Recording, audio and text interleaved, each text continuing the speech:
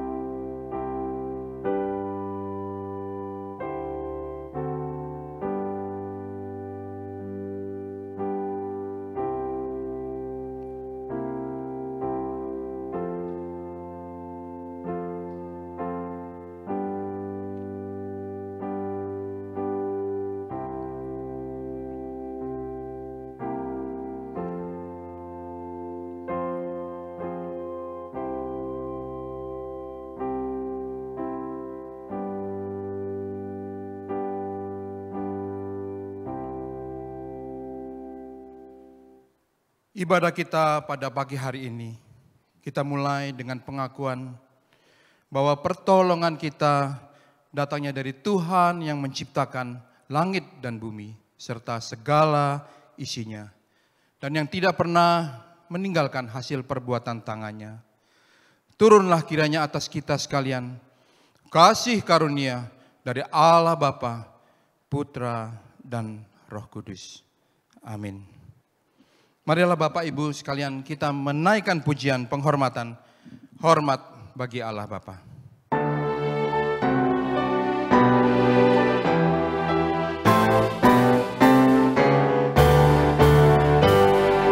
Hormat bagi Allah Bapa, hormat bagi anaknya, hormat bagi Roh penghibur ketiganya yang esa. Haleluya, haleluya, ketiganya yang esa. Mari kita berdoa. Bapa yang ada di dalam kerajaan surga, terima kasih ya Tuhan untuk penyertaan pemeliharaan Tuhan dalam kehidupan kami, sehingga seminggu telah berlalu dan saat sekarang ini kami telah berada di rumah-Mu kembali ya Tuhan. Kami yakin ya Tuhan bahwa Engkau yang memelihara kehidupan kami, mengasihi kami, tapi di dalam kelemahan kami ada begitu banyak hal-hal yang mungkin terjadi di dalam apa yang kami lakukan, sikap perilaku kami selama seminggu ini yang tidak sejalan mungkin dengan kebenaran firman Tuhan. Karena itu ya Tuhan, biarlah kiranya Engkau di dalam anugerah pada pagi hari ini mau menerima kami, mengampuni dosa kami, supaya kami ya Tuhan tidak terhalang di dalam beribadah, di dalam menyembah Engkau yang Maha Kudus pada pagi hari ini.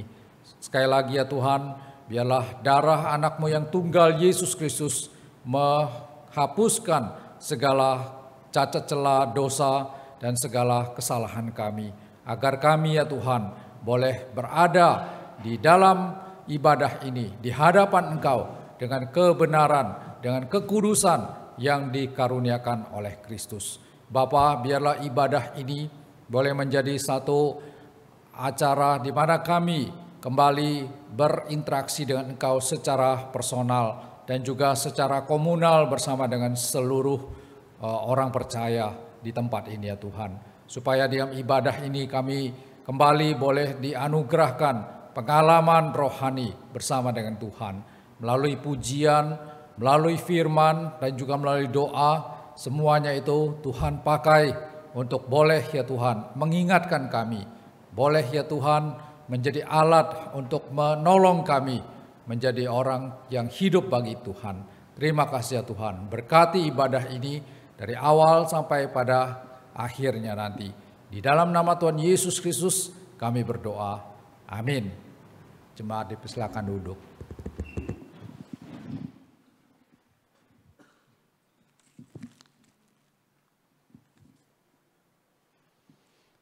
Shalom Bapak Ibu sekalian yang terkasih dalam Tuhan Yesus Kristus.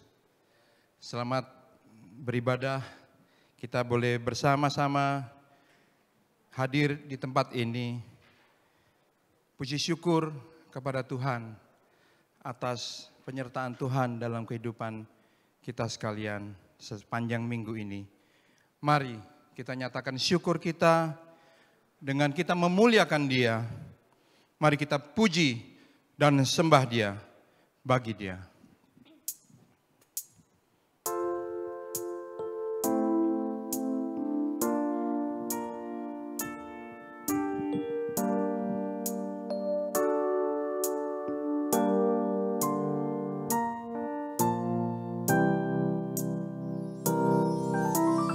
Ya Yesus telah mati bagiku.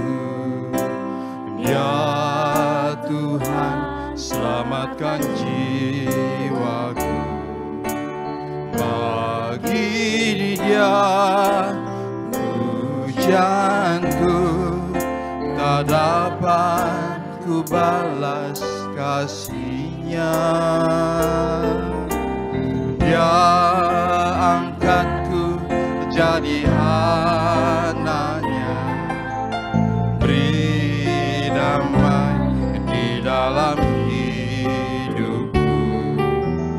Bagi Dia sembahku, hanya Dia segalanya bagiku.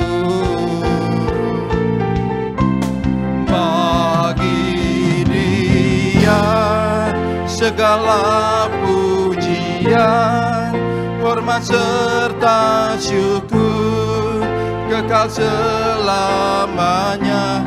Bagi Dia segala pujian, hormat serta syukur selama-lamanya.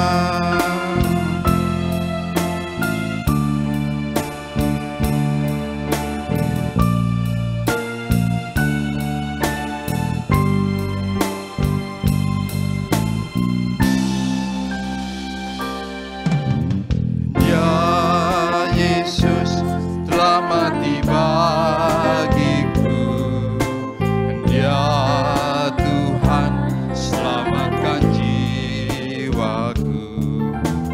Bagi Dia pujianku, tak dapat ku balas kasih-Nya.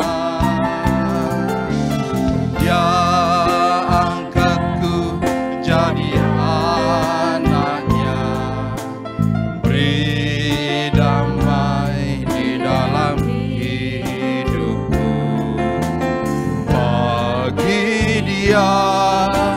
sembahku, hanya Dia segalanya bagiku.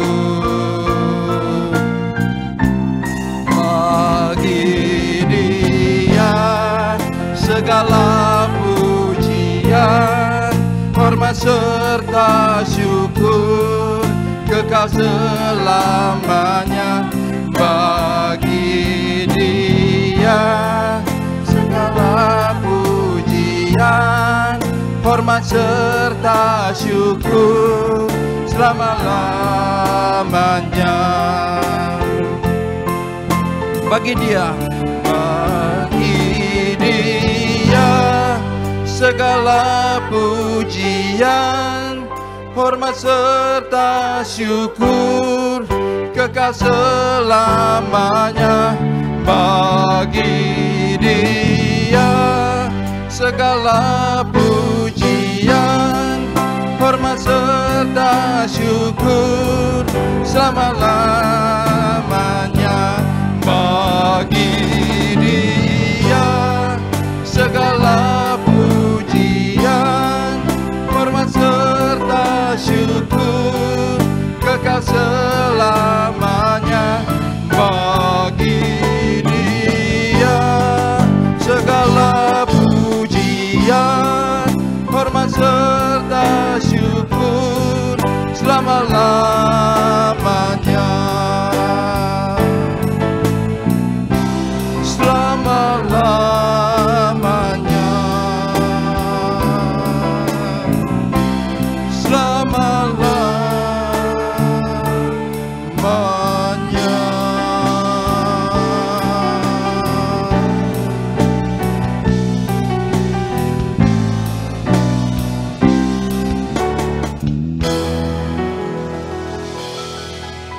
Biarlah segala kemuliaan hanya bagi Dia.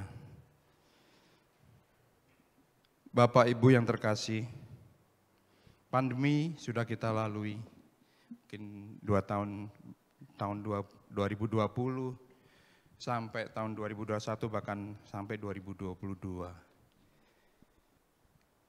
Banyak sekali perubahan yang terjadi selama kita mengalami pandemi dalam kita beribadah. Kita sudah terbiasa ibadah online, kita sudah terbiasa sendirian, sehingga kita kembali bersekutu, kembali beribadah bersama-sama. Kita seperti kehilangan kasih kita yang mula-mula. Kita kehilangan semangat kita kehilangan kasih kita kepada sesama kita. Marilah kita sebagai saudara seiman, hendaklah kita boleh lebih saling mengasihi, dan janganlah kerajinan kita kendor. Biarlah roh kita menyala-nyala dan kita lebih giat untuk melayani. Saya undang Bapak Ibu sekalian untuk berdiri bersama-sama. Mari kita pujikan Jangan Lelah.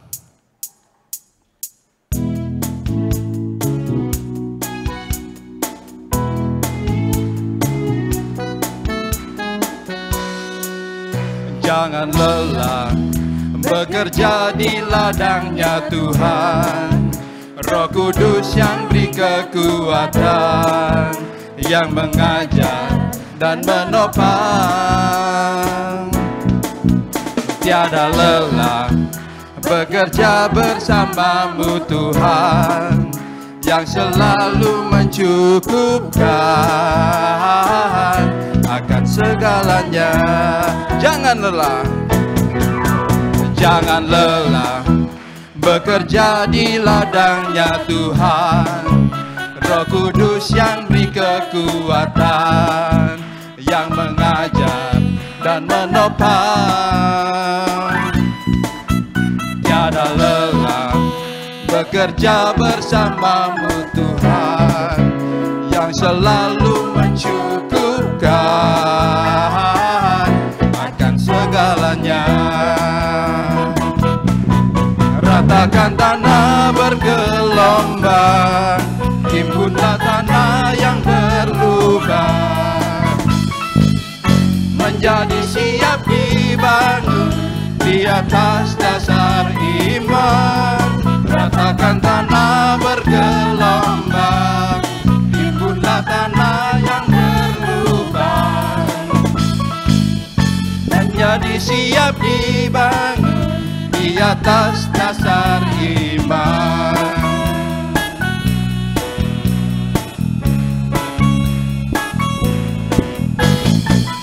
Jangan lelah bekerja di ladangnya Tuhan. Roh Kudus yang beri kekuatan, yang mengajar dan menopang. Tiada lelah bekerja bersamamu Tuhan, yang selalu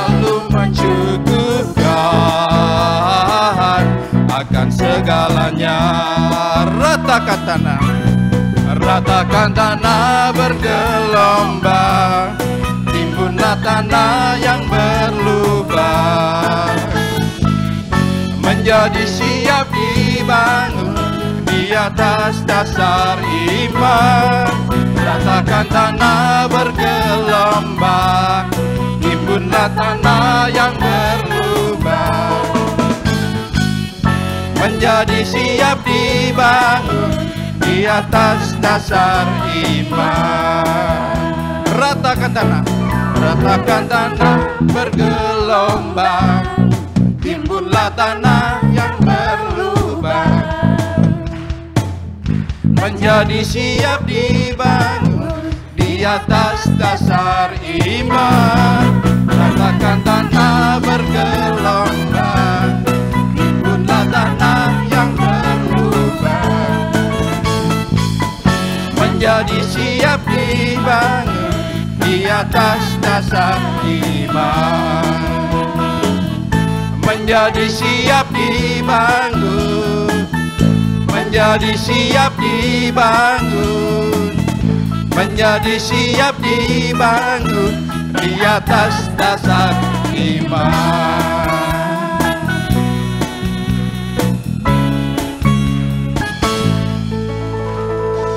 Haleluya, puji Tuhan. Bapak Ibu dipersilakan duduk kembali.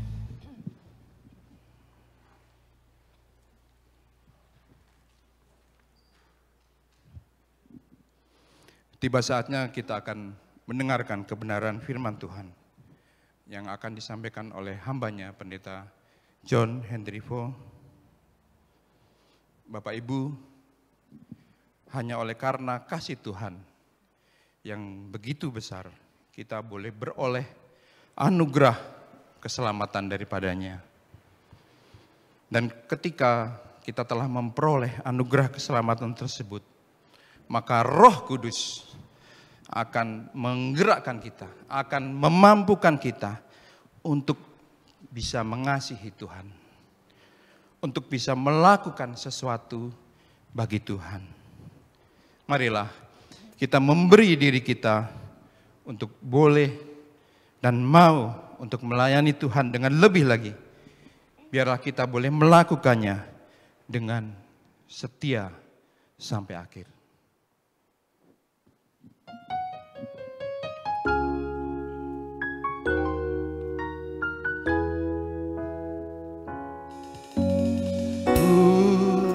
Bersyukur Kau memilihku menjadi hamba-Mu, melayani-Mu. Segenap hidupku ku serahkan untuk kemuliaan-Mu.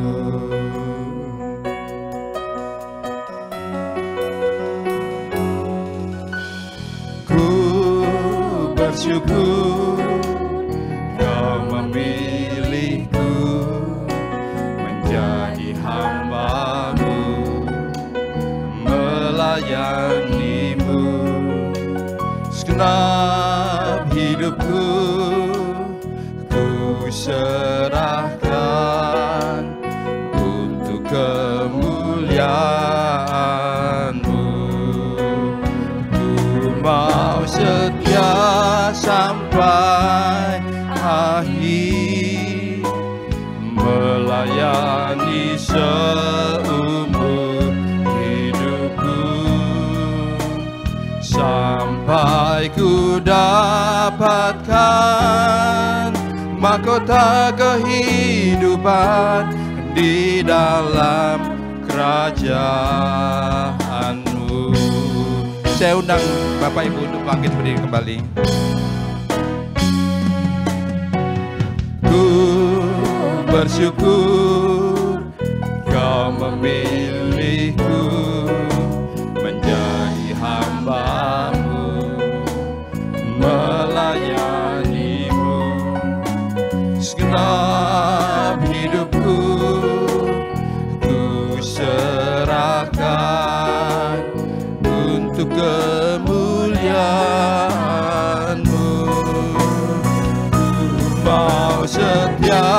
sampai akhir, melayani seumur hidupku,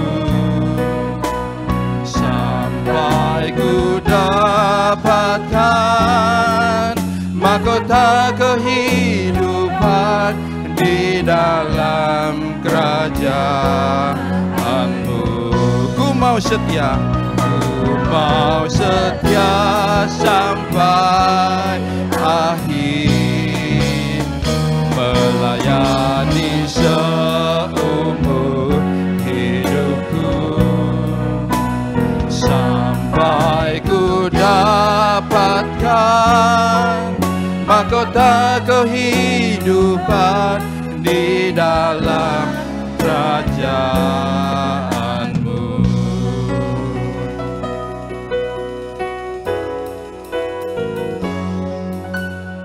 Ku bersyukur Kau memilihku menjadi hamba-Mu, melayani-Mu. Segenap hidupku ku serahkan untuk kemuliaan-Mu.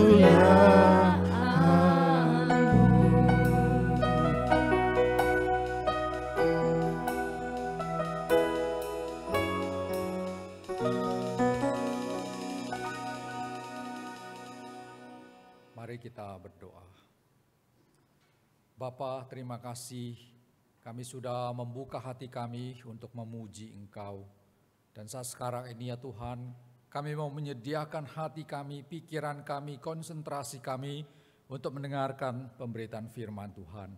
Berkati apa yang akan disampaikan, dipaparkan kepada jemaat di sini maupun yang ada di rumah. Biarlah ya Tuhan melalui kesempatan ini kami sekali lagi boleh mendapatkan satu pemahaman berkaitan dengan kebenaran firman yang akan disampaikan. Berkati yang menyampaikan, apa yang dipersiapkan, dan juga semua kami di tempat ini dan di rumah kami masing-masing. Terima kasih ya Tuhan, dalam nama Tuhan Yesus kami berdoa. Amin. Jemaat dipersilakan duduk. Mari Bapak Ibu Saudara sekalian, kita melihat satu bagian daripada Alkitab. Kita akan membaca dari Injil Yohanes pasal yang ke-21. Injil Yohanes pasal 21 ayat 15 sampai 17. Pada bagian ini dikatakan demikian. Sesudah sarapan Yesus berkata kepada Simon Petrus, "Simon anak Yohanes, apakah engkau mengasihi aku lebih daripada mereka ini?" Jawab Petrus kepadanya, "Benar Tuhan, Engkau tahu bahwa aku mengasihi engkau." Kata Yesus kepadanya, "Gembalakanlah domba-dombaku." Kata Yesus pula kepadanya untuk kedua kalinya, "Simon anak Yohanes, apakah engkau mengasihi aku?" Jawab Petrus kepadanya, "Benar Tuhan, engkau tahu bahwa aku mengasihi engkau." Kata Yesus kepadanya, "Gembalakanlah domba-dombaku." Kata Yesus kepadanya untuk ketiga kalinya, "Simon anak Yohanes, apakah engkau mengasihi aku?" Maka sedih hati Petrus karena Yesus berkata untuk ketiga kalinya, "Apakah engkau mengasihi aku?" Dan ia berkata kepadanya, "Tuhan, engkau tahu segala sesuatu. Engkau tahu bahwa aku mengasihi engkau." Kata Yesus kepadanya, "Gembalakanlah domba-dombaku." Bapak Ibu Saudara, tema kita adalah pelayanan yang terus direformasi. Nah, satu hal yang saya mau kita semua tahu bahwa apa yang akan kita bicarakan pada pagi hari ini sangat-sangat penting berkaitan dengan satu yang menjadi apa yang disampaikan oleh Tuhan Yesus kepada Petrus. Satu pertanyaan, apakah Petrus mengasihi Tuhan? Dan itu akan menjadi satu hal yang kita akan renungkan ya, berkaitan dengan reformasi di dalam pelayanan, di dalam kehidupan, semangat kita melayani Tuhan. Nah, Bapak Ibu Saudara sekalian, kalau kita berbicara tentang semangat pelayanan, Maka saya yakin sekali kita semua setuju apa yang saya tayangkan ini, gitu ya. Kalau berbicara tentang spirit semangat pelayanan adalah satu hal yang sangat manusiawi sekali, sangat umum sekali, dan juga lumrah sekali. Kalau di dalam kita melayani Tuhan itu ada saat-saat tertentu kita ada di puncak, ada di kondisi yang ups ya, yang meningkat, hati kita terangkat kepada Tuhan, semangat kita berkobar-kobar, dan juga kita betul-betul punya satu hati yang penuh dengan sukacita melayani Tuhan. Nah, ini adalah satu hal yang tentunya sangat positif dan sangat baik, dan pasti Tuhan akan berkenan akan kondisi yang demikian. Tapi tidak tertutup kemungkinan dan sering kali dan juga banyak sekali terjadi justru bukan yang ups yang kebanyakan, tetapi malahan yang sebaliknya, yang down ya, sisi yang justru merosot, sisi yang justru di mana kita berada pada titik yang rendah di dalam perjalanan kita melayani Tuhan. Dan titik yang terendah itu ditandai dengan apa? Dengan hati yang sudah kehilangan satu kobaran semangat, satu keseriusan untuk melayani Tuhan, satu kesungguhan untuk berkarya bagi Tuhan. Nah, Bapak Ibu Saudara sekalian, apa yang menjadi hal yang menyebabkan di mana orang tertentu yang mungkin sebelumnya begitu berapi-api, bersemangat, tetapi justru dalam kondisi-kondisi tertentu dia bisa berada di titik yang merosot tersebut. Dia bisa berada pada kondisi yang down sedemikian rupa itu.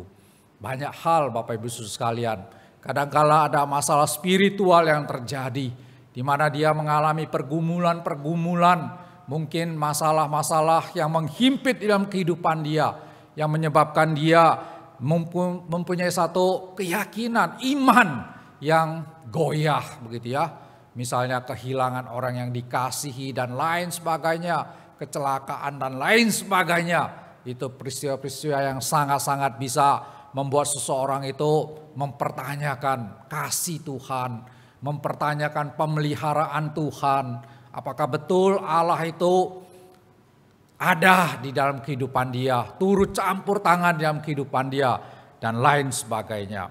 Dan dalam keadaan yang seperti demikian, tidak juga menjadi hal yang tertutup kemungkinan kalau orang itu mempertanyakan ya kebenaran-kebenaran Alkitab. Betul tidak sih ya Allah itu tetap di dalam kontrol yang demikian rupa atas hidupnya dan lain sebagainya. Nah, kondisi spiritual yang seperti demikian ini kadangkala bisa membuat seseorang kehilangan semangat untuk hidup, apalagi melayani Tuhan. Lalu ada lagi apa yang lainnya? Masalah-masalah misalnya finansial. Kita tahu Bapak Ibu saat sekarang ini kondisi ekonomi sedang susah, ya kan? Kita tahu saat sekarang ini ekonomi belum mengalami satu pemulihan seperti sedia kala sebelum terjadinya COVID. Sekarang kerja susah. Sekarang usaha susah, banyak toko yang tutup, banyak usaha yang macet dan lain sebagainya. Nah, kadang-kadang orang itu harus berpikir bagaimana cari kerjaan lain, bagaimana cari peluang lain untuk apa? Untuk mendapatkan tambahan biaya supaya bisa survive, supaya bisa menutupi segala cost, segala biaya-biaya di dalam kehidupan dia. Nah, oleh karena dia harus mikirkan cara mendapatkan ya pekerjaan lain, tambahan lain. Kadangkala sudah terlalu lelah. Kadangkala fisiknya sudah begitu terkuras. Sehingga di dalam keadaan yang seperti demikian, orang itu tidak lagi pikir apa yang dia bisa kerjakan bagi Tuhan. Sudah hadir di gereja saja sudah baik menurut dia. Ya, tidak usah pikir lagi mengenai pekerjaan Tuhan, bagaimana melayani dan lain sebagainya. Nah, Bapak Ibu, ini kadangkala bisa terjadi, tidak terelakkan. Dan bisa juga orang itu kehilangan semangat di dalam pelayanan Tuhan oleh karena perselisihan, interaksi sosial di antara sesama ya pelayan-pelayan Tuhan yang lain. Gesekan-gesekan yang terjadi, ya merasa sendiri, merasa boring, merasa bosan, jenuh dan lain sebagainya. Tidak ada yang memperhatikan, semuanya menjadi orang yang melihat bahwa pelayanan ini adalah sesuatu yang dikerjakan secara sendiri, secara tidak ada kerjasama, dukungan dari yang lain. Semua bisa menjadi hal-hal yang membuat orang itu berada di dalam kondisi yang down seperti itu. Bapak Ibu, ini adalah kenyataan. Ini adalah sesuatu yang bisa kita alami atau mungkin sekarang ini sedang dialami. Nah, kalau kondisinya seperti demikian, apa yang seharusnya dilakukan? Satu hal yang harus kita betul-betul ketahui, yaitu apa? Bahwa kita tidak boleh membiarkan kondisi yang demikian ini. Kita tidak boleh membiarkan ya keadaan kemerosotan ini terus-menerus seperti itu. Terus-menerus membuat kita larut di dalamnya, terus-menerus membuat kita menyerahkan diri tidak berbuat apa-apa. Nah, ini adalah hal yang tidak boleh terjadi. Kalau misalnya ada di antara kita yang berada di dalam posisi seperti ini, saya memberikan kepada kita satu dorongan untuk jangan berada di sana terus. Jangan terus-menerus ada dikuasai oleh titik kelemahan, titik kemerosotan seperti demikian. Oleh karena apa? Oleh karena efeknya pasti akan berikutnya. Kita mungkin bukan cuma tidak melayani, tetapi efeknya mungkin kita juga sudah tidak pengen lagi ke gereja. Dan efeknya kita sudah semakin jauh dari Tuhan. Dan efeknya apa? Banyak lagi hal-hal negatif yang akan terjadi. Karena itu kita harus betul-betul waspada di dalam masalah ini. Karena hal yang seperti demikian ya, ups and down seperti demikian, tidaklah menjadi hal yang jauh daripada kehidupan kita. Tetapi bisa terjadi setiap saat dan juga kepada siapa saja. Nah, Bapak Ibu Saudara sekalian, itulah sebabnya kalau kita berbicara tentang reformasi, semangat yang menyala-nyala bagi Tuhan, maka pada pagi hari ini saya mengambil teks dari Yohanes yang berbicara tentang satu percakapan yang diajukan oleh Tuhan Yesus ya kepada Petrus, sesuatu kondisi yang begitu personal Tuhan Yesus dengan Petrus. Mari kita belajar bagaimana Petrus bisa mengatasi, bisa bangkit, bisa kembali lagi setelah dia berada di dalam kondisi yang begitu down, begitu rendah, begitu sangat-sangat menggenaskan itu. Nah, Bapak Ibu, kita tahu Petrus siapa, ya.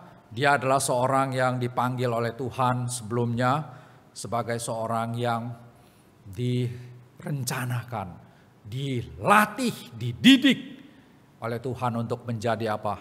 Penjala manusia.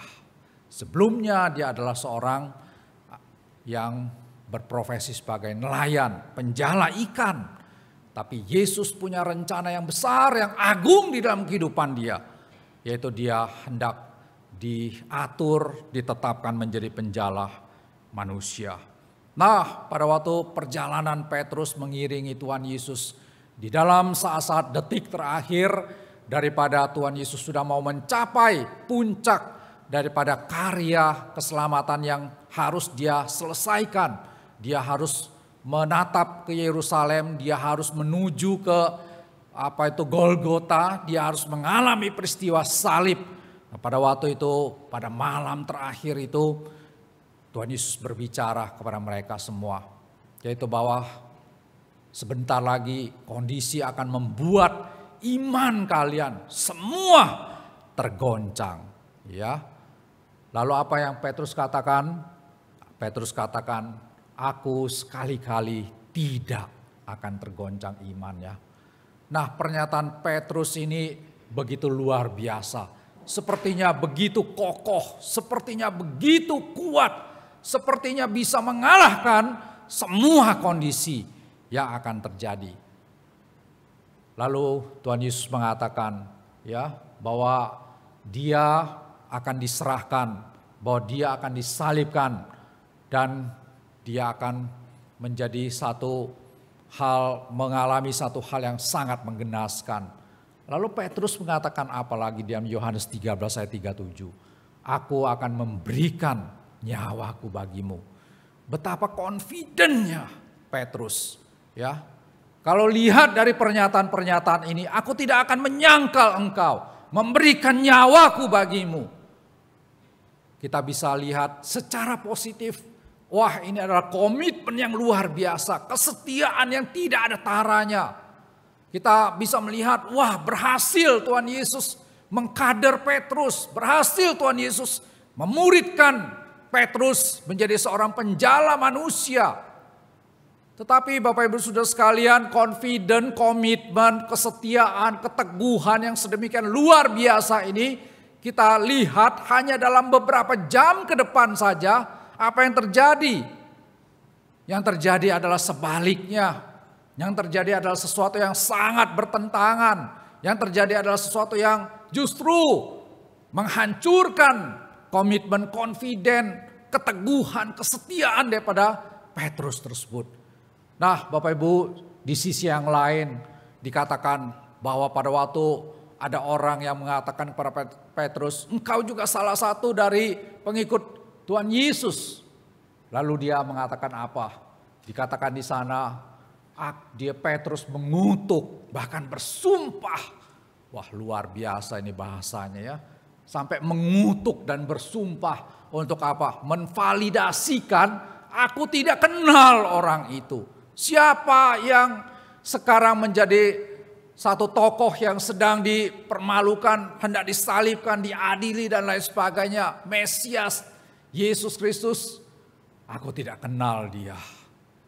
Betapa luar biasanya, hanya dalam hitungan jam saja kemerosotan itu sebegitu cepat terjadi, sebegitu tragis terjadi.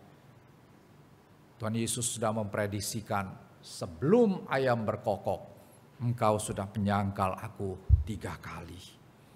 Bapak Ibu Saudara sekalian, kontras ini memperlihatkan kepada kita bahwa setelah peristiwa penyangkalan daripada Petrus ini, maka runtuhlah ya kredibilitas daripada Petrus sebagai pengikut Yesus yang setia. Rontoklah semua keteguhan, kesetiaannya sebagai pelayan yang betul-betul sebelumnya begitu confident, begitu terpuruk dia, begitu menggenaskan, ironis, tragis sekali, hanya dalam hitungan jam saja. Nah, Bapak Ibu Saudara sekalian, Petrus ini sungguh-sungguh merupakan satu contoh yang sangat real, yaitu bahwa apa? Kemerosotan itu tidak jauh. Kemerosotan itu bukan sesuatu yang maksudnya itu tidak mungkin dialami, bahkan oleh orang yang sudah mengenal Tuhan Yesus. Kalau kita memperhatikan di dalam kehidupan daripada Petrus, kita tahu sekali 3,5 tahun dia habiskan waktu, dia lewati semua detik-detik daripada kehidupannya, ya, dipersiapkan, berjalan, makan, dengar firman dari Tuhan Yesus, melihat mujizat-mujizat yang dilakukan oleh Tuhan Yesus. Begitu personal, ya, di mana Kristus mempersiapkan dia 3,5 tahun untuk menjadi seorang penjala manusia. Tetapi apa pada akhirnya yang terjadi? Seketika dia menyangkal, seketika kesetiaannya hilang, seketika keteguhan hatinya habis lenyap. Dan dia setelah itu berubah haluan. Dari yang ditetapkan oleh Tuhan menjadi penjala manusia. Akhirnya dia berhaluan yang berubah. Mau kembali kepada profesinya yang lama. Menjadi apa? Menjadi penjala ikan lagi. Nah, disinilah kita melihat kontras melihat satu hal ketragisan, kemerosotan yang sebegitu parah adanya. Tetapi Bapak Ibu Saudara sekalian, peristiwa yang sangat-sangat menyedihkan ini, di dalam catatan Injil kita tahu satu hal, yaitu apa? Tuhan Yesus tidak membiarkan Petrus di dalam kemerosotan. Tuhan Yesus tidak membiarkan kejatuhan Petrus tersebut menjadi akhir daripada kehidupan daripada muridnya ini. Nah, disinilah kita melihat betapa Tuhan itu sangat peduli, betapa Tuhan itu sangat-sangat care terhadap Petrus yang di dalam kondisi yang begitu buruk, yang melorot, yang merosot tersebut. Tuhan itu tetap ada tangan yang diulurkan bagi dia. Tetap ada kasih yang dinyatakan bagi Petrus. Tetap ada apa? Anugerah yang Tuhan sediakan bagi Petrus. Nah, di sini kita memperhatikan sesuatu yang luar biasa sekali, bahwa Tuhan yang tidak membiarkan Petrus ini, kita justru melihat Tuhan yang memberi dia kesempatan yang kedua, memberi dia kesempatan di mana dia boleh dipulihkan lagi, direstorasikan kembali, boleh diangkat lagi dari kejatuhannya yang begitu dalam, begitu parah itu, dikembalikan lagi kepada apa? Kepada tujuan semula. Tuhan memanggil, Tuhan menentukan hidupnya menjadi penjala manusia.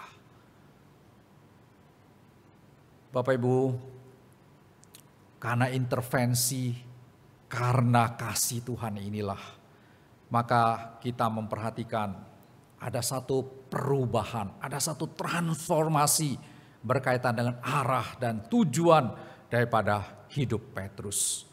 Nah, disinilah kita melihat suatu hal yang sangat-sangat luar biasa sekali. Bapak Ibu, apa yang Tuhan Yesus lakukan untuk membuat Petrus itu bisa mempunyai satu perubahan, bisa mempunyai satu tekad lagi untuk hidup bagi Tuhan, untuk menyambut rancangan Tuhan bagi dia. Kita sudah baca tadi, apa yang dilakukan oleh Tuhan Yesus adalah dia bertanya 3 kali.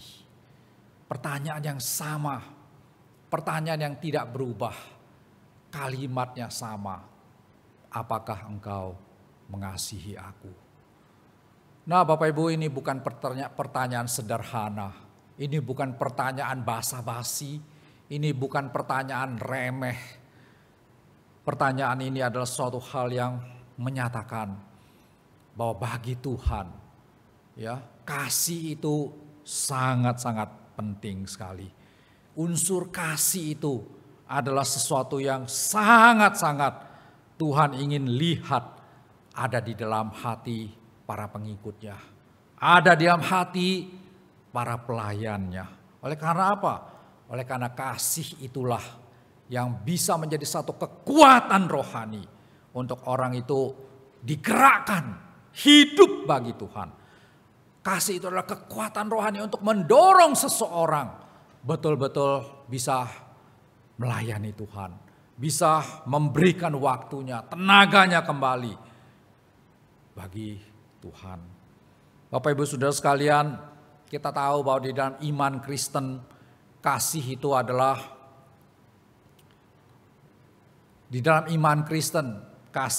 suatu hal yang sangat-sangat esensial, sangat-sangat mendasar sekali, sangat-sangat krusial sekali, sangat-sangat signifikan, sangat-sangat penting sekali. Kenapa demikian?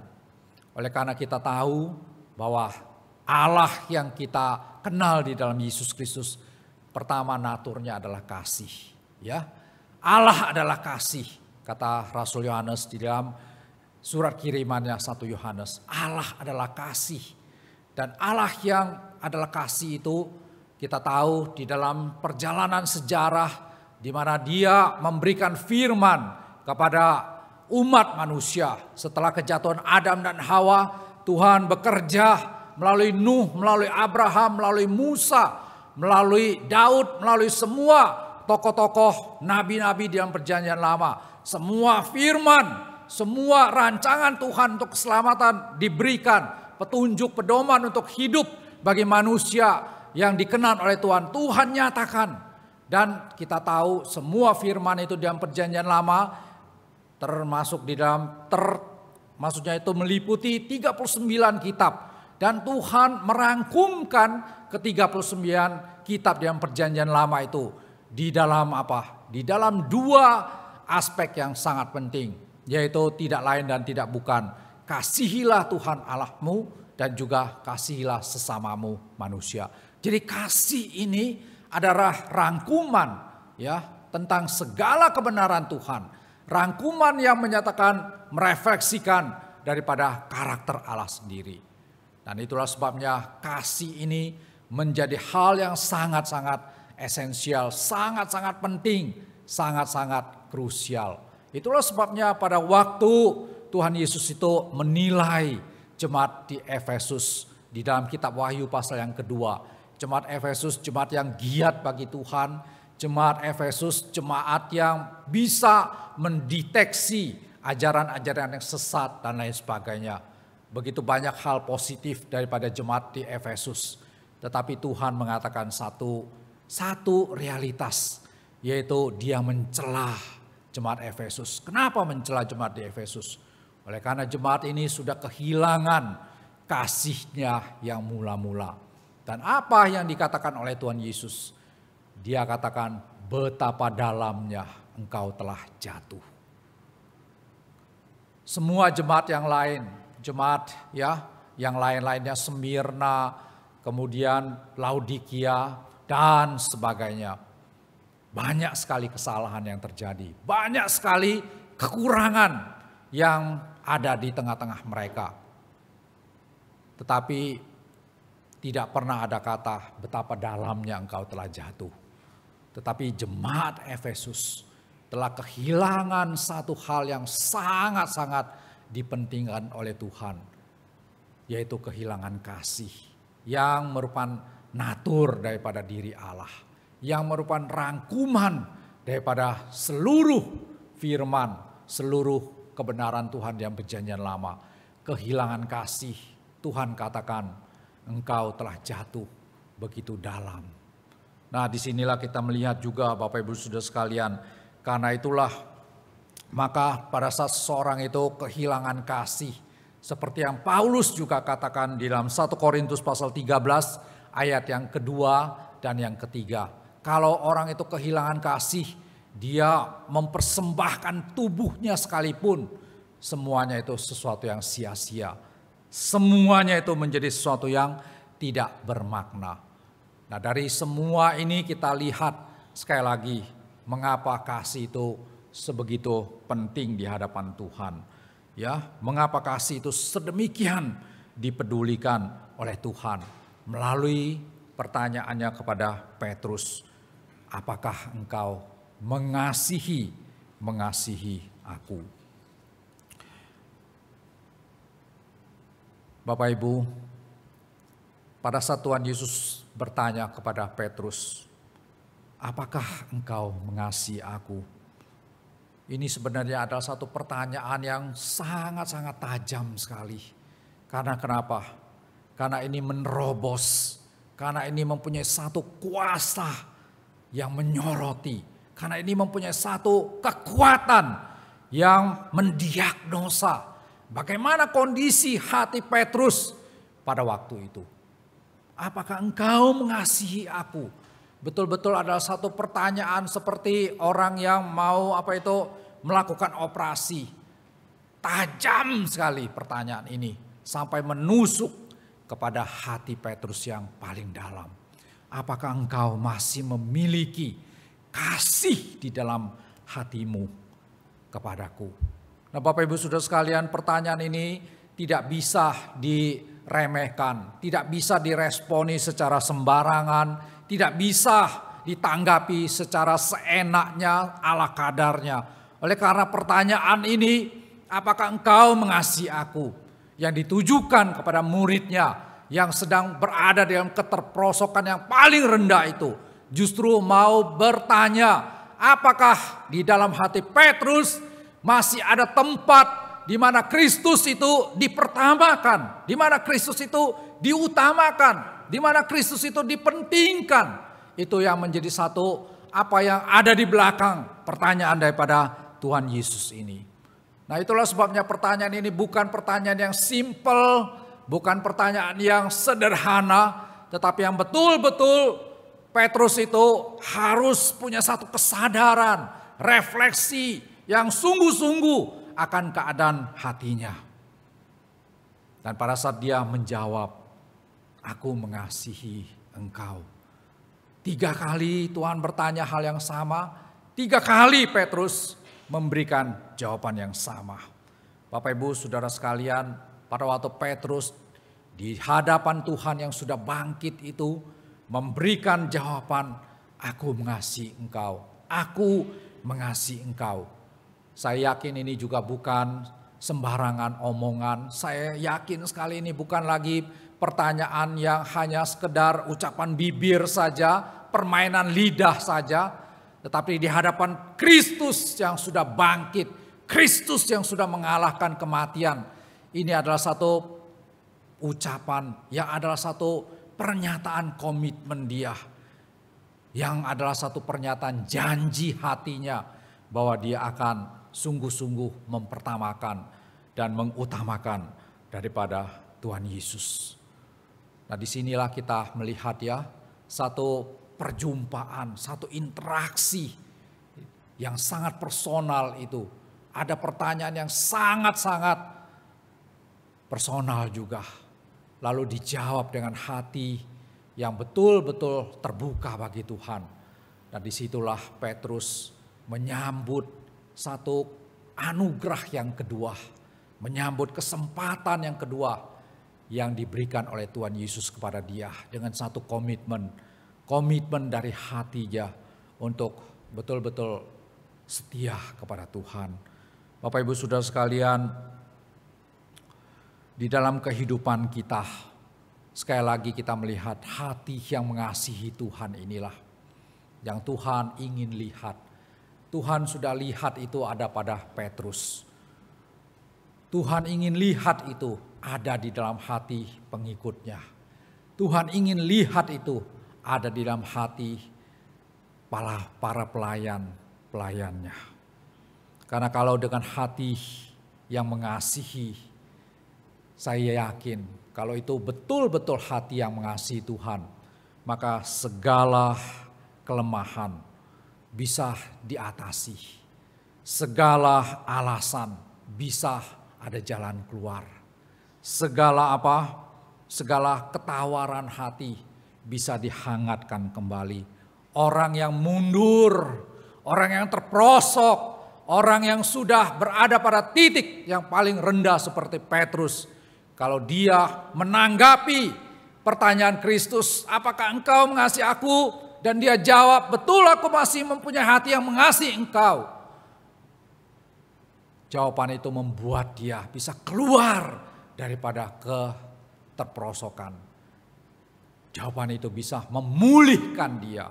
Jawaban itu bisa membuat dia yang kehilangan semangat, mempunyai satu titik api kehangatan. Karena di sana dia menyambut akan kesempatan yang kedua yang diberikan oleh Tuhan. Betapa pentingnya Bapak Ibu Saudara sekalian, hati yang mengasihi Tuhan. Betapa pentingnya. Persoalannya bagaimana supaya kita itu bisa memiliki hati yang mengasihi Tuhan. Nah, Bapak Ibu Saudara sekalian, ini adalah satu hal yang sangat-sangat harus kita sadari. Bagaimana kita ini bisa memiliki hati yang mengasihi Tuhan. Dan terlebih daripada itu, memelihara, menjaga hati yang seperti ini sepanjang perjalanan hidup kita. Nah, saya katakan di sini ya, lakukan refleksi yang mendalam. Lalu apa? lakukan penghayatan yang serius terhadap anugerah, terhadap karya Tuhan, terhadap kebaikan-kebaikan Tuhan. Bapak Ibu Saudara sekalian, kalau kita itu betul-betul mengenal Tuhan, sudah menerima anugerah keselamatan daripada Tuhan, sudah punya satu relasi personal dan spiritual dengan Tuhan, saya yakin bahwa kita itu punya satu arah, yang punya satu kecenderungan, punya satu jiwa yang betul-betul bisa melihat, merefleksikan segala hal yang baik dari Tuhan yang pernah kita alami di dalam hidup kita.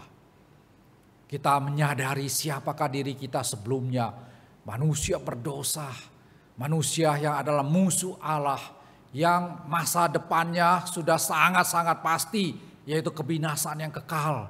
Tetapi Tuhan berintervensi dalam hidup kita. Tuhan menyatakan kasih-Nya kepada kita. Tuhan memberikan anugerah-Nya kepada kita. Kita boleh diselamatkan. Ini adalah satu karya yang tidak bisa dilukiskan, betapa pentingnya, betapa bermaknanya. Ya, karena Tuhan sudah melakukan hal yang sebegitu penting bagi orang berdosa, keselamatan. Tuhan menyediakan surga bagi orang yang seharusnya menjadi penghuni daripada kegelapan yang kekal tersebut. Nah, kalau kita merenungkan keselamatan itu, kalau kita merenungkan banyak lagi karya-karya Tuhan di dalam hidup kita, saya kok tidak yakin Bapak Ibu Saudara sekalian, kalau kita sungguh-sungguh ada penghayatan, kalau kita sungguh-sungguh mempunyai satu kesadaran akan hal ini, saya tidak yakin bahwa sebagai orang percaya yang sungguh-sungguh beriman kepada Tuhan, hati kita itu tidak akan tergerak.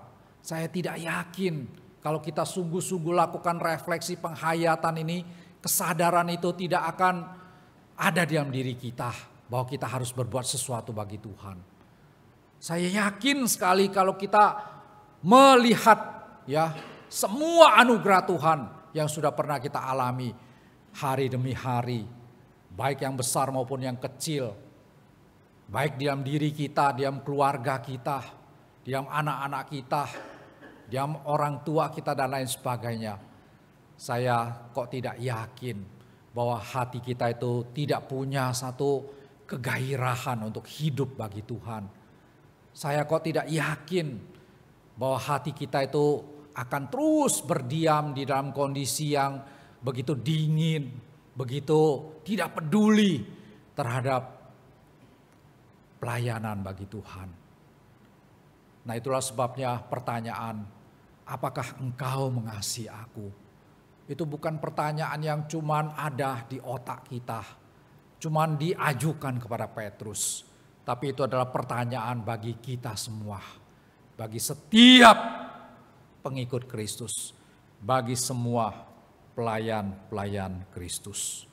Kalau kita bisa menjawab pertanyaan Kristus ini secara positif seperti Petrus, saya yakin Bapak Ibu Saudara sekalian bahwa kita akan bergerak dari down, mulai perlahan-lahan meningkat, mulai perlahan-lahan ada sesuatu yang kita bisa kontribusikan bagi pekerjaan, bagi kemajuan dari gereja. Ini penting sekali. Lakukan refleksi, lakukan penghayatan, timbulkan di dalam diri kita, kondusifkan hidup kita untuk menyadari hal-hal yang sudah Tuhan kerjakan di dalam hidup kita.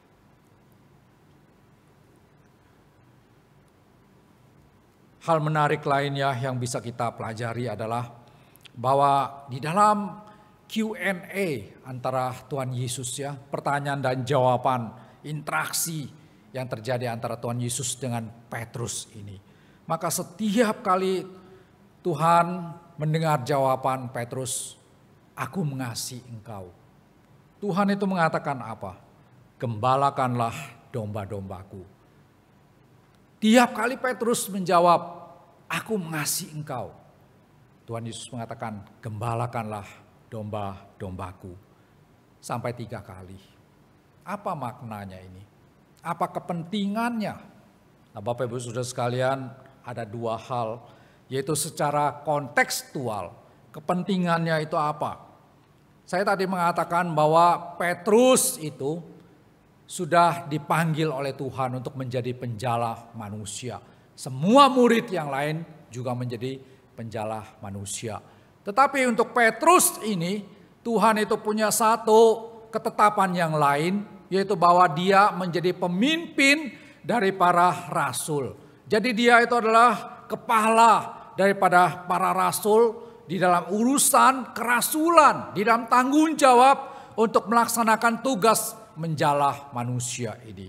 Nah, itulah sebabnya pada waktu Petrus menjawab, "Aku mengasihi engkau." Di dalam proses restorasi ini, di dalam proses di mana Tuhan membaharui akan Petrus yang sudah menyangkal dia 3 kali, yang sudah terprosot kepada kondisi yang sangat-sangat rendah itu, Tuhan mengangkat dia kembali, Tuhan mengembalikan Petrus kepada apa?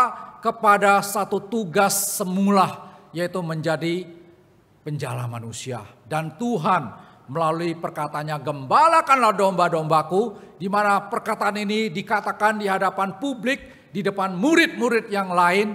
Ini adalah satu pengukuhan daripada Tuhan Yesus kepada Petrus, bahwa engkau harus mengerjakan kembali tugas kerasulanmu seperti semula yang ditentukan. Nah, Bapak Ibu Saudara sekalian, ini penting sekali dikatakan oleh Tuhan Yesus ya.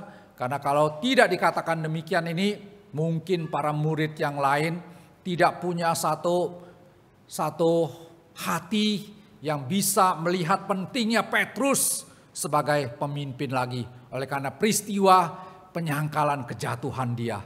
Tetapi melalui perkataan Tuhan Yesus secara kontekstual pada waktu itu, di hadapan para murid yang lain, "Gembalakanlah domba-dombaku."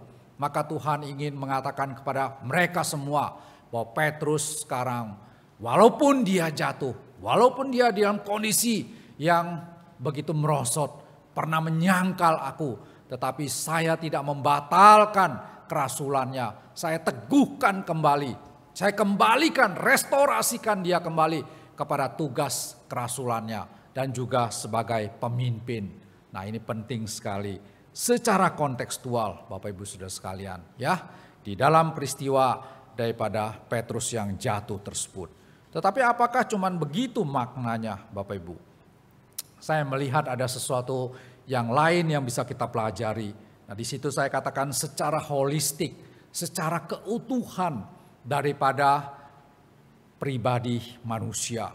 Bapak Ibu Saudara sekalian, melalui pernyataan daripada Tuhan Yesus, "Gembalakanlah domba-dombaku" ini, kalau secara holistik, maka itu menegaskan satu prinsip.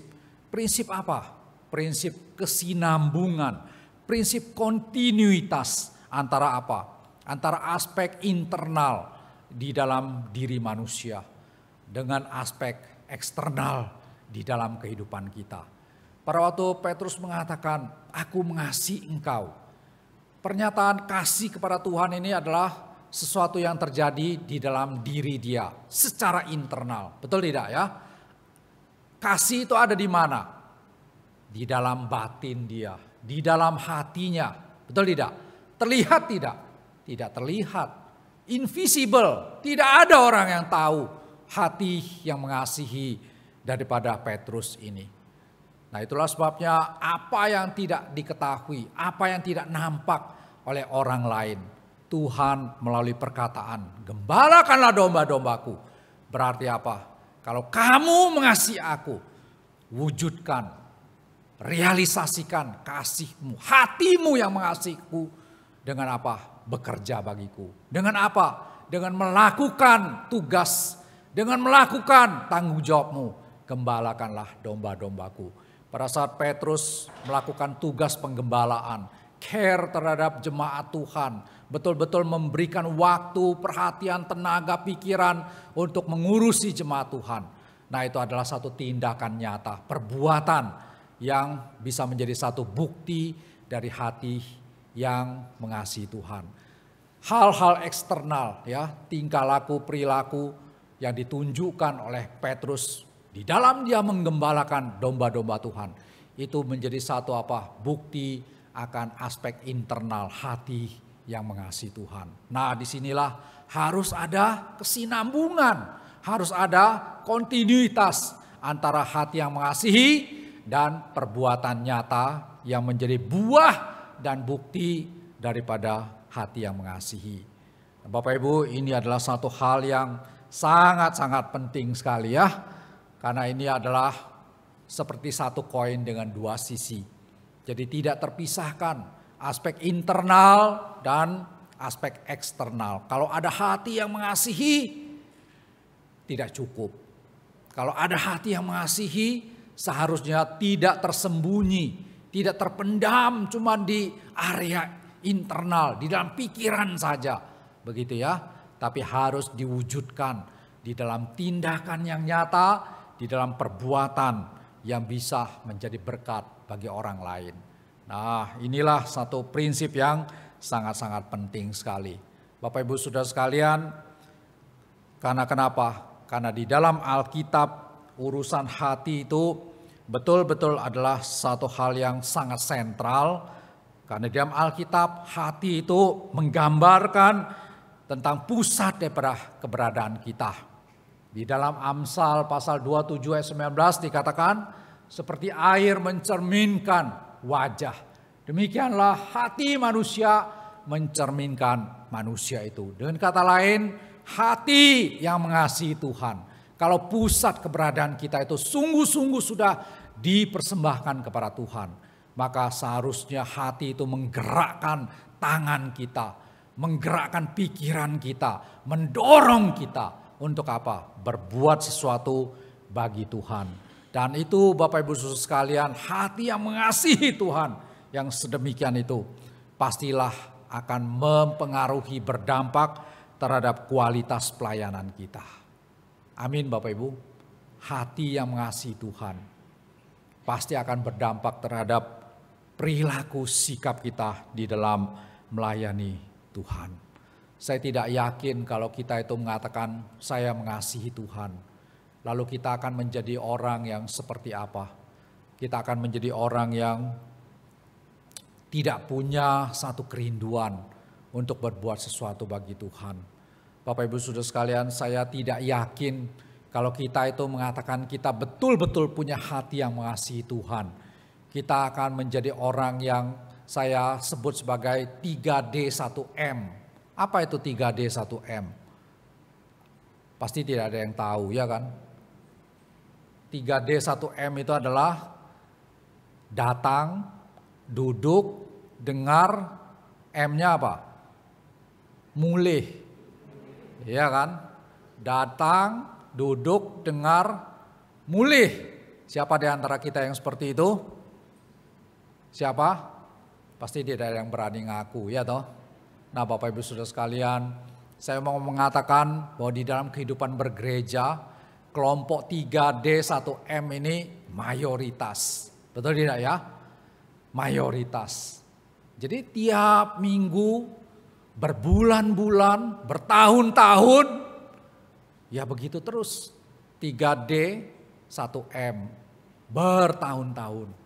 Bapak Ibu Saudara sekalian, ini adalah satu hal yang juga menggenaskan sekali. Nah, kalau kita merenungkan firman, apalagi pertanyaan Tuhan Yesus, apakah engkau mengasihi aku? Apakah kita akan menjadi orang Kristen yang seterusnya selamanya, sepanjang umur hidup kita, terus-menerus di dalam kategori 3D 1M? Bapak Ibu, seharusnya kalau sungguh-sungguh kasih itu menguasai diri kita. Seperti yang saya katakan tadi, kasih itu akan mendorong kita, menjadi kekuatan bagi kita. Kasih itu akan melahirkan kesadaran untuk kita tidak berdiam diri, tidak melipat tangan, tetapi turun tangan. Amin Bapak Ibu, seharusnya begitu. Ya kan? Karena Tuhan kalau dia cuma mengasihi kita, cuma hatinya mengasihi kita, tidak pernah ada tangan yang disalibkan. Tidak pernah ada kepala yang memakai mahkota duri. Tidak pernah ada tubuh yang dicabik-cabikan. Tidak pernah ada darah yang ditumpahkan. Apa manfaatnya bagi kita? Setiap kasih, pengakuan kasih yang cuman tersembunyi di dalam hati kita, tidak pernah itu menjadi suatu hal yang bisa berdampak dan bermanfaat bagi Tuhan, bagi gereja Tuhan. Nah, karena itu Bapak Ibu Saudara sekalian, penting sekali kita berpikir, ya, kalau kita punya hati yang mengasihi Tuhan, apakah yang akan kita lakukan? Itu adalah pertanyaan satu koin dua sisi. Kalau kamu punya hati yang mengasihi Tuhan, maka pertanyaan selanjutnya, apa yang kamu perbuat bagi Tuhan sebagai bukti engkau mengasihi Tuhan? Bapak Ibu, penting sekali ini ya. Nah, itulah sebabnya pada saat kita berbicara tentang apa ini, tentang pelayanan yang direformasi, maka itu tidak pernah bisa terlepas daripada hati yang ditransformasikan. Kalau ada hati yang ditransformasikan, maka saya yakin bahwa kita akan bisa punya pelayanan yang semakin baik, semakin memperkenankan hati Tuhan. Bapak Ibu, ada satu ilustrasi penutup yang akan saya tayangkan. Tentu kita tahu ya berita ini. Ada yang tidak tahu? Seorang ya selebriti, Deddy Corbuzier, yang sangat terkenal sekali. Nah, Bapak Ibu, pada waktu peristiwa COVID beberapa tahun lalu ini ya, 2 tahun lalu 2021, dia pernah mengalami satu kondisi yang sangat-sangat parah sekali.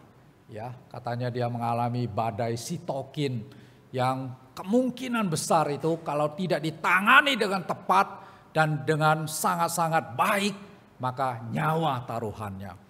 Dan dia ketemu dengan seorang dokter Gunawan itu yang bisa memberikan satu solusi untuk kesembuhan dia, mendampingi dia, merawat dia dan lain sebagainya. Bapak Ibu, apa yang menjadi satu respon Deddy Corbuzier pada saat dia bisa bebas sembuh dari COVID yang sangat-sangat mengerikan ini? Nah, disinilah kita melihat ya, di situ dikatakan diselamatkan dokter Gunawan, Deddy Corbuzier berikan mobil senilai 500 juta. Ya, Deddy Corbuzier beri Toyota Fortuner kepada dokter Gunawan. Nah, kita lihat di sini diberi sesuatu, didampingi, diperhatikan oleh dokter, lalu sembuh, lalu bebas daripada kematian.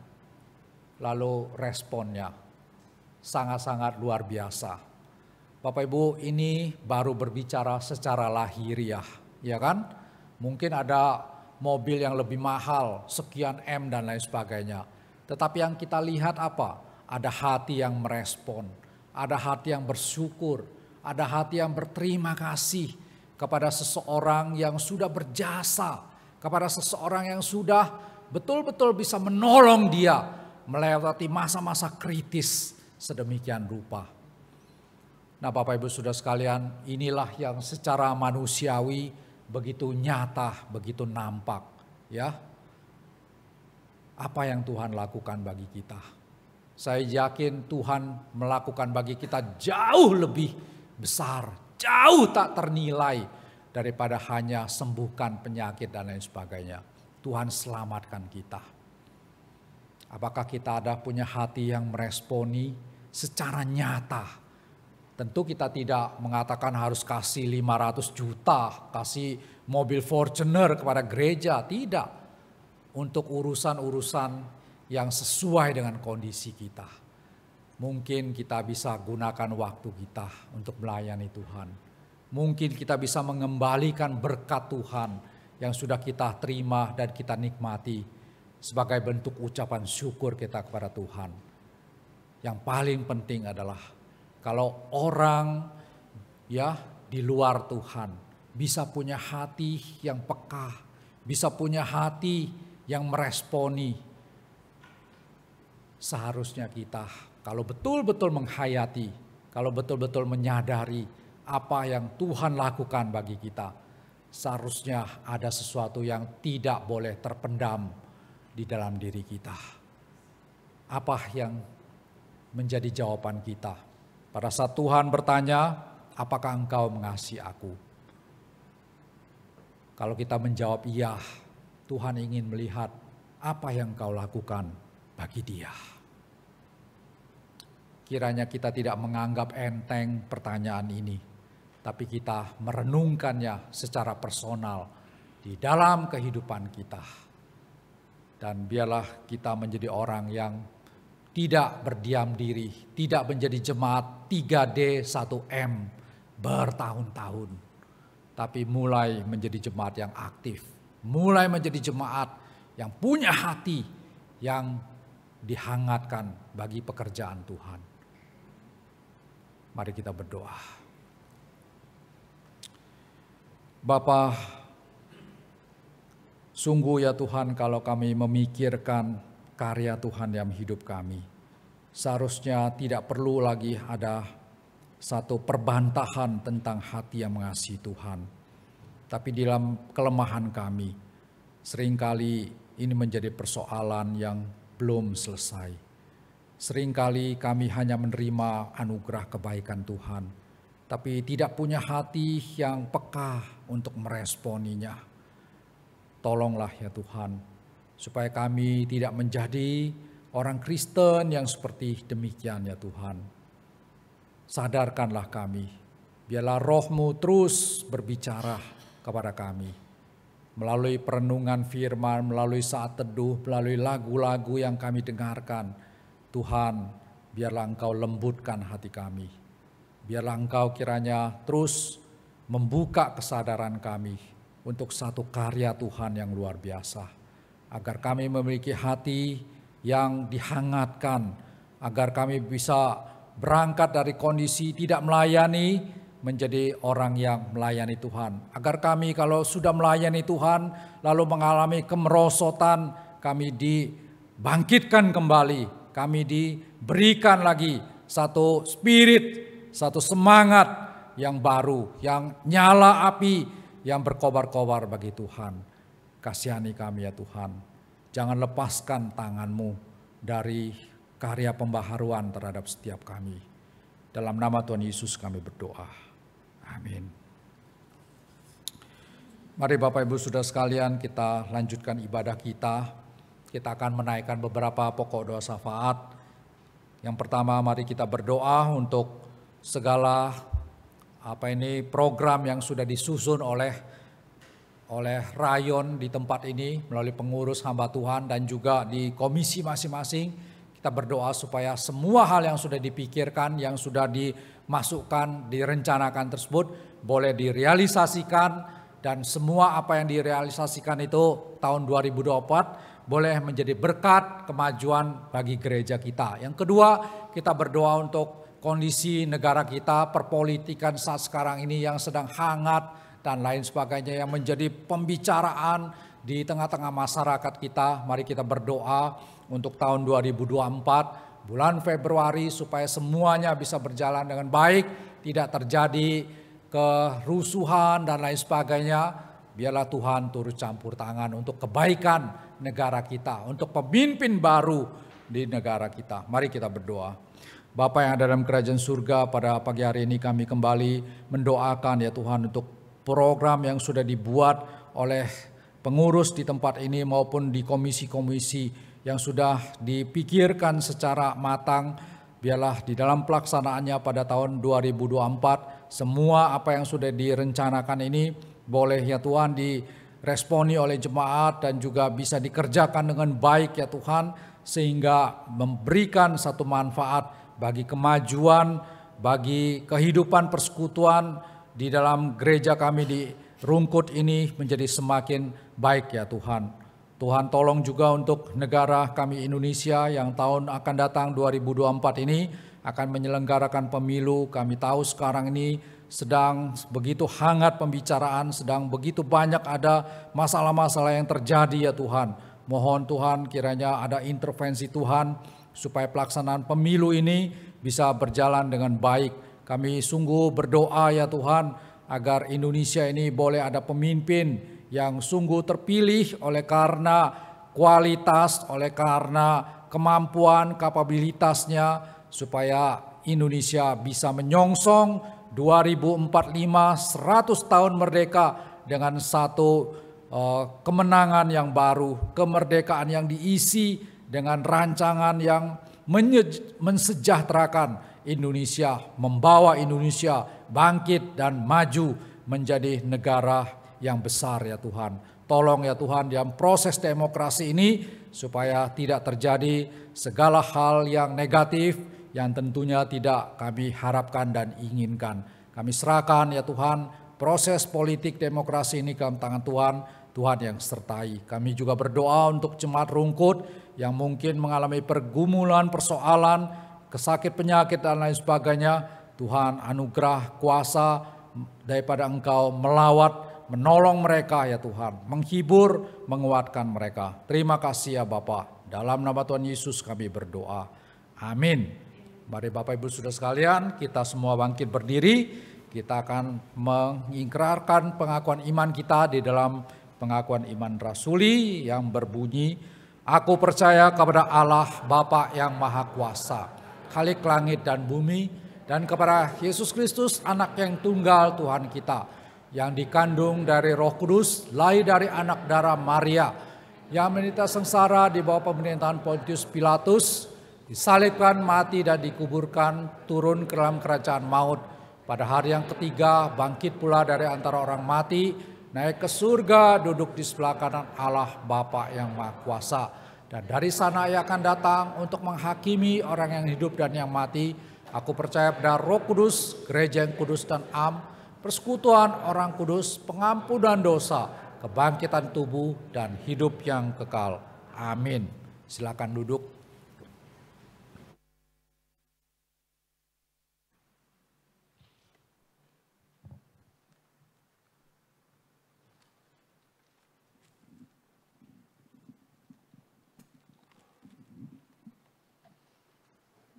Tiba saatnya bagi kita sekalian untuk memberikan persembahan dan persepuluhan.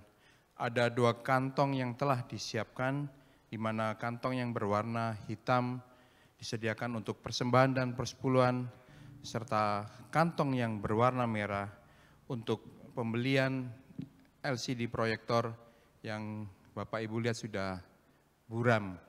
Semoga dapat segera terpenuhi untuk pembelian LCD proyektor ini. Mari sambil kita memujikan dari KPPK nomor 242, Yesus Tuhan Gembalaku.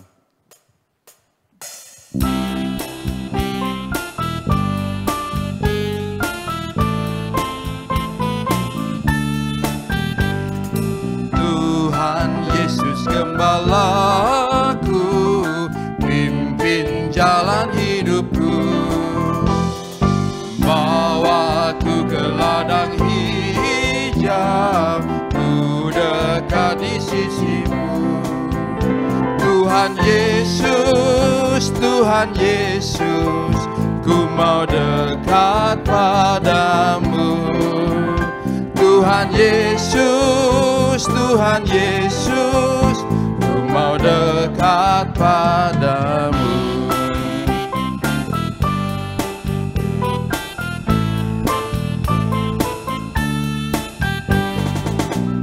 Tuhan Yesuslah sobatku yang menuntun jalanku. Meski ku sesat kau cari, bawa ke jalan benar. Tuhan Yesus, Tuhan Yesus, oh dengarlah doaku. Tuhan Yesus, Tuhan Yesus, oh dengarlah doaku.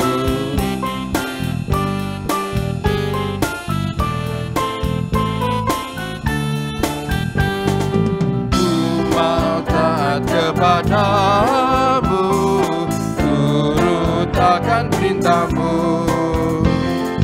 Kasih-Mu memenuhi serahkan diriku. Tuhan Yesus, Tuhan Yesus, Kau mengasihi daku. Tuhan Yesus, Tuhan Yesus, Kau mengasihi daku. Tuhan Yesus, Tuhan Yesus, Tuhan Yesus, Kau mengasihi daku. Tuhan Yesus, Tuhan Yesus, Kau mengasihi daku. Tuhan Yesus, Tuhan Yesus, Tuhan Yesus, Kau mengasihi daku. Tuhan Yesus, Tuhan Yesus, Kau mengasihi daku. Tuhan Yesus, Tuhan Yesus, Kau mengasihi daku.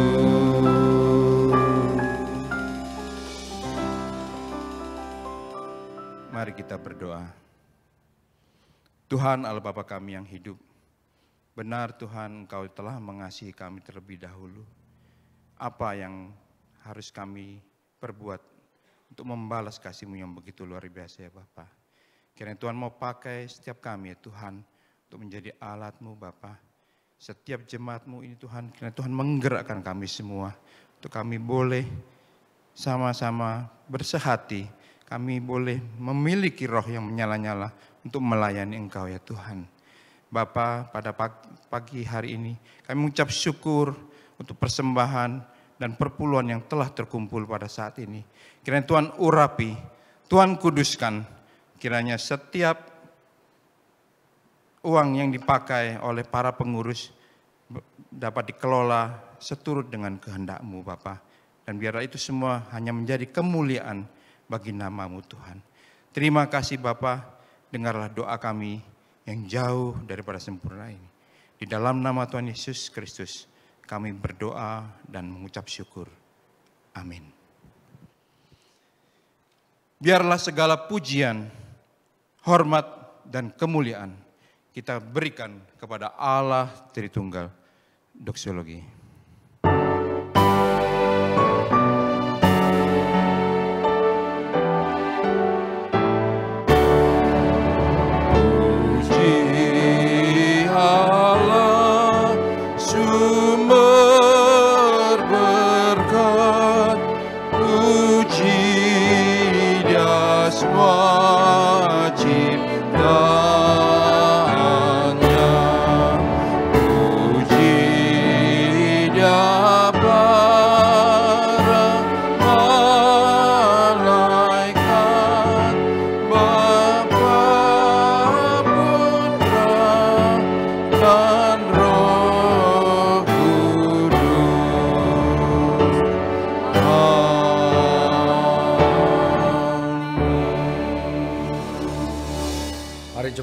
Kita menerima berkat dari Allah Tritunggal.